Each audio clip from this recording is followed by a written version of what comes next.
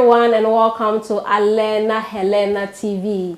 You are watching African History. My name is Janet Agbalanyo, bringing you all the histories across Africa. And today we are going to focus on slavery, or the forms of slavery that took place some years or some decades ago in Africa. So forms of slavery have existed all continents to different times in history. For instance, as a means of exploiting those captured in war, especially where those were labor shortages, people used men or women as slaves for their work.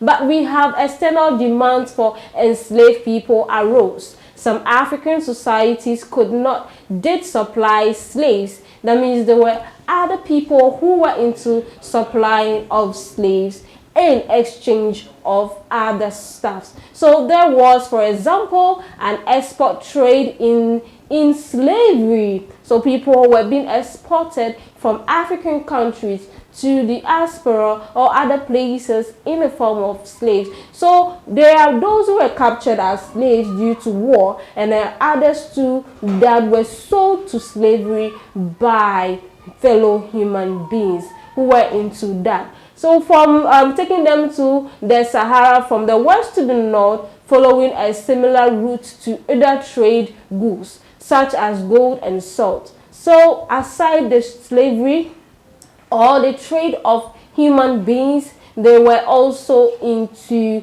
gold and salt at the same time. So the enslaved Africans were also forced to go to part of the Middle East. So some of them went to Middle East, to India, and perhaps even as far as China. So this is how far that some of them are in the United States as well, in the other places who are slaves, or they call them the Moors. That's black people were referred to as the Moor in some decades ago because of our dark skin.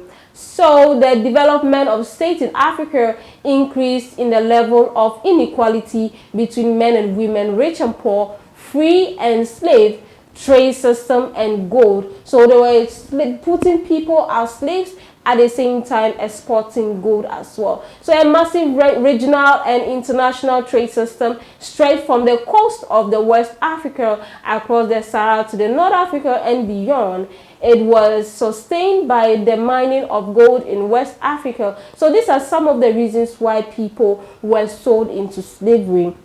Some were sent to do mines for their slave masters. Others were sent there to do menial jobs like maid servants. They were for so many reasons, but mainly for labor work. So it was dominated by powerful empires who were into all of that. Well, let's look at some of the traditional societies that engage in slavery. So although the history of the continent before slave trade is often viewed as one of the great empires and kingdoms, many of its inhabitants lived in societies with no great state apparatus. They were often governed by councils of elders. That is, when the slave masters came to Africa, they realized that that time there was nothing like government. So people were ruled or were governed by the elders of councils or chiefs or people or personally elders in their family, in their clans, those who were into clans, and or religious leaders as well, or their kinsmen. These are some of the practices that the people were practicing before they were put into slavery. So religious and philosophies believed that consecrated of maintaining communication with ancestors who could intercede with gods on their behalf. So the indigenous African people had a practice of believing in lesser gods. So they focused on their religious leaders to intercede on their behalf with their gods, with their lesser gods. So that was what they used to do. They prayed to them. But some of the reasons why they were sold into captivity is the fact that they were ignorant of what they had. Some of the country that I could mention a few, like Ghana, like Mali, had lots of gold in them, and because of that, it attracted expatriates. It attracted people from the Western to the country, and the only thing they thought of is to enslave them. So many of these societies were small scale, occupied by farming, hiding, and production, producing enough from agriculture to survive and exchange in local market. They could also be part of larger empires, and as much as were expected to produce a surplus or perform other duties for overload. In short, while these societies varied greatly and were governed in different ways, they were all developing according to their own internal dynasties. On the eve of that, we are talking about slaves.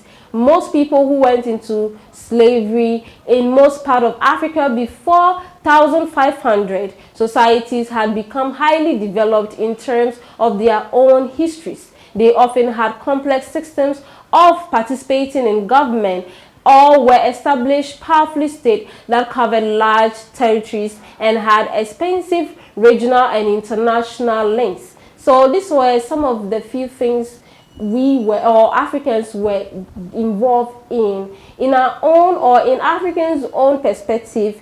We all had our way of development, and we all have our way of governance.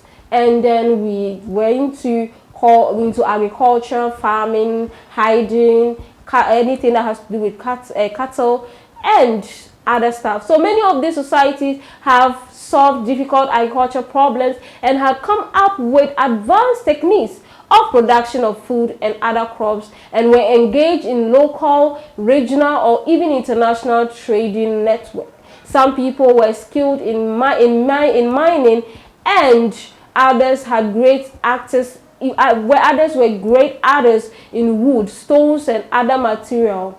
Many of these societies have also amassed a great stock of scientific and other knowledge. Some of this stored in liberations such as of the Tambuki, but some passed down orally from generation to generation. Captives are forced marched in a coffee from the African territories, escorted by armed slavers from East Africa. That is around the 1859, wood and glowing with modern colors. There were great diversity across the continent, and therefore societies of different stages and levels of development. Most importantly, Africa had established their own economic and political system. Their own culture, techniques, and philosophies have been established by them themselves. The significance of slave trade is not just that it led to the loss of millions of lives and departure of millions of those who could have contributed to Africa's future. Although deportation have been a great impact, but just as devastating was in the fact of African society were disrupted by the trade and increasingly unable to follow an independent path of development. Colonial rule and its modern legacy have been a contribution of this disruption. The devastation of Africa through slavery was accompanied by the ignorance of some historians and philosophers negatively. So in as much as we went through this slavery, Africans are also very good with what they have. We've been able to pick ourselves back and make something great out of it. There are people who still think that Africans are living on trees, or we don't have good places, or we don't have buildings. If you have anywhere to tour, if you have anywhere to do your own sightseeing, Africa is the right place for you to consider, because we've moved from the slave trade and now we are doing marvelously great. Thanks for watching this episode. Kindly share your thoughts and your comments on this particular one. And if you have anything addition to add, our doors are welcome. This is still Alena Helena Media. This is still Alena Helena TV. Thanks for watching.